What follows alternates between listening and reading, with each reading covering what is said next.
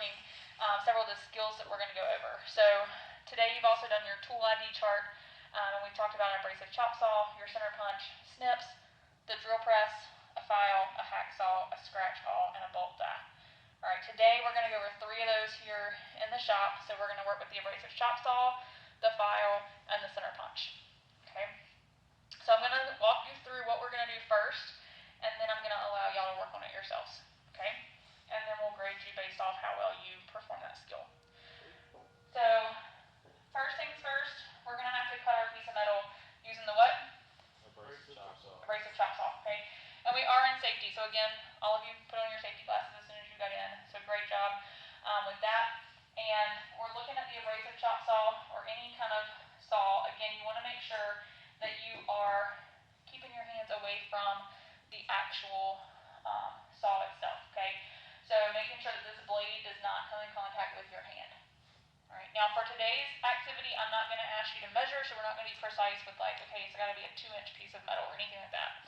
Alright, we're clearly just going to be using the abrasive chop saw, and then we're going to move on to the file and the center punch. So for the saw, I'm going to cut this little piece of metal just because that way you don't have to cut off of it. And then y'all will use this bigger one. Alright, so the idea is that each of you would get to cut, alright, and whenever you go to cut your piece of metal, you want to make sure it's wet with the saw.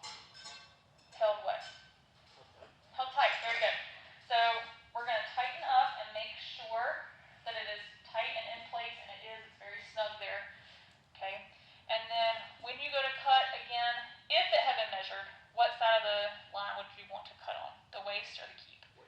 The waist. Okay, if you cut on the keep side, what happens? It's not perfect. It's going to be too what? Too short. Okay, so if this was being measured and cut, we want to make sure that we're cutting on the correct side of the line. Again, for today's purposes, that's not going to be a huge deal. Okay, with the abrasive chop saw, the teeth on this blade can break very, very easily. Therefore, I don't need you to be in a race. I know how y'all drive. Okay, do not cut how you drive. All right, I need you to be slow, like Granny, driving down the road, 2 hands on the steering wheel, creeping along. Okay, so when you're cutting this, again, you're not going fast. You're going slow. So, I really hope this is not like a player into the microphone.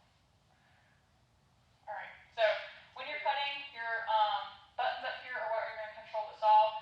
So when you push in on these,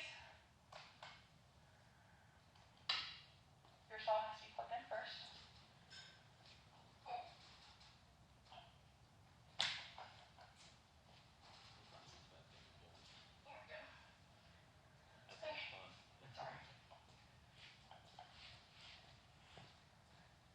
Technical difficulty. So, plugged in saw, again, you're going to push in on your button here.